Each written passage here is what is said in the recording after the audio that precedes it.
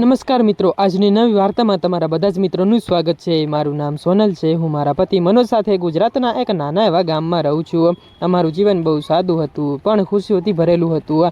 અમારું નાનકડું ઘર અને થોડુંક ખેતર હતું। દરરોજ સવારે વહેલા ઉઠીને અમે બંને ખેતરમાં કામ કરવા જતા, આખો દિવસ મહેનત કરતા હતા અને સાંજે ઘરે આવીને સાથે મળીને જમવાનું બનાવતા। જમવાનું જમ્યા પછી આંગણામાં બેઠા બેઠા વાતો કરતા, હસતા અને પછી આરામથી સૂઈ જતા। અમારા બંનેનો સ્વભાવ ખૂબ જ રમૂજી હતો। નાની નાની વાતોમાં પણ મજા શોધી લેતા હતા, એકબીજાની મસ્તી કરતા, હસતા અને જીવનને આનંદથી જીવતા। ગામના લોકો પણ કહેતા કે આ બંને જ્યાં હોય ત્યાં હાસ્ય જ હોય। અને ધીમે ધીમે ચોમાસું આવી ગયું હતું। એક દિવસ સવારથી જ આકાશમાં કાળા વાદળો છવાઈ ગયા હતા અને થોડી જ વારમાં એટલો ભારે વરસાદ શરૂ થઈ ગયો હતો કે ખેતર જવાનું શક્ય જ ન હતું થયું। આખું ગામ વરસાદમાં ભીંજાઈ રહ્યું હતું અને બહાર તો પાણીના ધોધો વહેતા હતા અને અમે બંને આખો દિવસ ઘરમાં જ હતા। ક્યારેક ચા પીતા હતા તો ક્યારેક જૂની યાદો તાજી કરતા હતા અને યાદ કરતા હતા, તો ક્યારેક બારી પાસે ઊભા રહીને વરસાદ જોતા। સાંજ થવા લાગી ત્યારે અચાનક ઘરની લાઇટ જતી રહી। આખું ઘર અંધકારમાં ડૂબી ગયું। મનોજે કહ્યું, સોનલ ડરતી નહીં, હું ફાનસ લઈ આવું। ફાનસ સળગાવીને અમે રૂમમાં બેઠા। બહાર વરસાદનો અવાજ અને વીજળીના કડાકાને વાતાવરણ વધુ ડરાવણું બની ગયું હતું અને એ જ સમયે ઘરના મુખ્ય દરવાજા પર જોરથી ઠક ઠક એમ અવાજ આવ્યો। અમે બંને એકબીજાની સામે જોવા લાગ્યા હતા। આટલી રાત્રે કોણ હશે? મેં ધીમા અવાજમાં પૂછ્યું। મનોજે જવાબ આપ્યો, હું જોઈ આવું। જેમણે દરવાજો ખોલ્યો, બહાર કોઈ ન હતું, માત્ર વરસાદ અને પવન, અને અમે વિચાર્યું કે કદાચ પવનના કારણે અવાજ આવ્યો હશે। દરવાજો બંધ કરીને ફરીવાર બેઠા।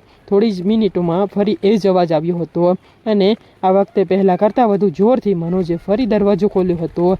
આ વખતે પણ બહાર કોઈ જ ન હતું, પણ દરવાજાની બહાર એક ભીનું પગચિહ્ન દેખાતું હતું, જાણે કોઈ વ્યક્તિ ઊભી રહી હોય। અમે બંને થોડા ગભરાઈ ગયા। મનોજે ફાનસ લઈને પગચિહ્નને અનુસરવાનું શરૂ કર્યું। પગચિહ્ન સીધું અમારા ઘરના પાછળના ભાગમાં આવેલા એક જૂના સ્ટોરરૂમ સુધી જઈ રહ્યું હતું। સ્ટોરરૂમ વર્ષોથી જ બંધ હતું।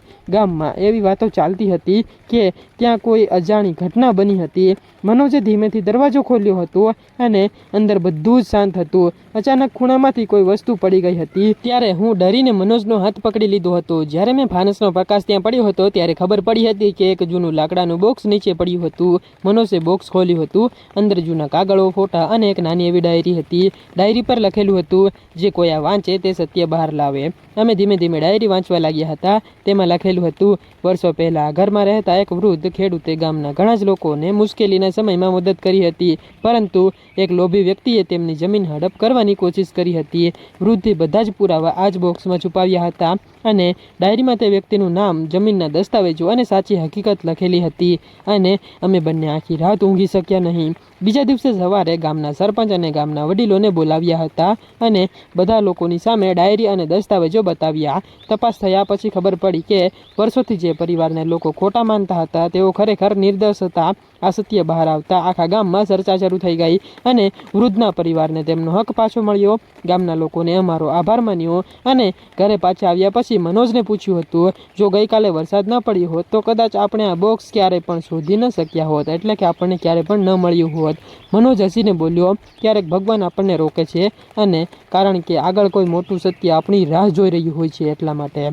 આજે જ્યારે ચોમાસામાં ભારે વરસાદ પડે છે અને દરવાજા પર વરસાદના ટીપા પડવાનો અવાજ આવે છે, ત્યારે મને એ રાત અને એ વાત યાદ આવી જાય છે। એ રાત્રે અમે કોઈ અજીબ કામ નહોતું કર્યું, અમે માત્ર એક એવું રહસ્ય શોધી કાઢ્યું હતું, જેને આખા ગામની વર્ષો જૂની સચ્ચાઈ દુનિયાની સામે લાવી દીધી હતી। બીજા દિવસે ગામ અમારા ઘરે આવી ગયું હતું અને ડાયરી અને દસ્તાવેજોની વાત દરેકના મોઢે હતી, પણ એ રાત્રે જે બન્યું હતું એની વાત મેં કોઈને પણ ન હતી કહી। અને જ્યારે મનોજ બોક્સ ખોલી રહ્યો હતો, ત્યારે મને સ્ટોરરૂમના ખૂણામાં એક નાની એવી ચાવી મળી હતી। એ ચાવી શેની હતી ખબર ન હતી। એ ચાવી મેં ચૂપચાપ મારા દુપટ્ટામાં છુપાવી દીધી હતી। રાત્રે જમ્યા પછી મનોજ મારી સામે જોઈને હસ્યો, સોનલ, આજે કોઈને કહેવાનું નહીં, પહેલાં આપણે બંને જ શોધી કાઢીએ કે આ ચાવી ક્યાંની છે।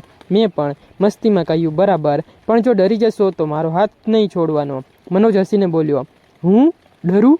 આજે તો જે થશે એ બંને સાથે જોઈશું। અને રાત્રે વરસાદ ફરી શરૂ થયો। ઘડિયાળમાં 12 વાગી ગયા ત્યારે આખું ગામ સૂઈ ગયું હતું। અમે બંને ધીમેથી ઘરની પાછળના સ્ટોરરૂમમાં ગયા હતા। ચાવીથી જૂનું કબાટ ખોલવાનો પ્રયત્ન કર્યો। પહેલી વાર નહીં ખુલ્યું, બીજી વાર પણ નહીં ખુલ્યું અને ત્રીજી વખત જોર લગાવતા જ ખટાક, કબાટ ખુલી ગયું। અંદર એક લાકડાનો નાનો એવો દરવાજો દેખાયો હતો। હું મનોજ તરફ જોઈને ધીમેથી બોલી હતી, આપણા ઘરમાં આ હતું અને આપણે વર્ષોથી જાણતા પણ ન હતા।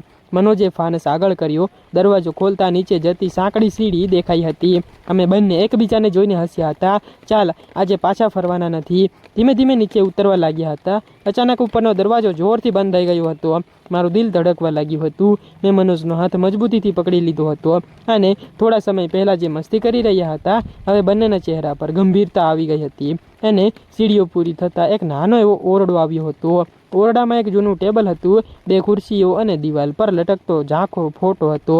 ટેબલ પર ધૂળથી ભરેલો એક લિફાફો પડ્યો હતો. લિફાફા પર લખેલું હતું, જો આ વાંચી રહ્યા છો તો કોઈ તમારું ધ્યાન રાખી રાખ્યું હશે અને મારા શરીરમાં કંપારી ગઈ છે. મનોજે ધીમેથી લિફાફો ખોલ્યો. અંદર એક નકશો હતો. નકશામાં અમારા ઘરના પાછળના ખેતરમાં એક ચોક્કસ જગ્યા પર લાલ ગોળ નિશાન હતું અને અમે વિચાર્યું હતું કે સવાર પડતા જ અમે ત્યાં જઈશું. એટલામાં ઉપરથી કોઈના ચાલવાનો અવાજ આવવા લાગ્યો હતો અને ટપ ટપ કોઈ ઘરમાં ફરી રહ્યું હતું. અમે બંને શાંત થઈ ગયા. મનોજે ફાનસ બુજાવી દીધો. હવે આખો ઓરડો અંધારામાં હતો. માત્ર વરસાદનો અવાજ અને ઉપર ચાલવાના પગલાં. થોડી જ વાર પછી જાણે કોઈ અમારી શોધખોળ કરી રહ્યું હોય એમ અવાજ નજીક આવવા લાગ્યો. મારું દિલ એટલું જોરથી ધબકી રહ્યું હતું કે મને લાગ્યું કે સામેની વ્યક્તિને પણ સંભળાઈ જશે. અચાનક ઉપરથી કોઈ બોલ્યું હતું, કોઈ છે નીચે?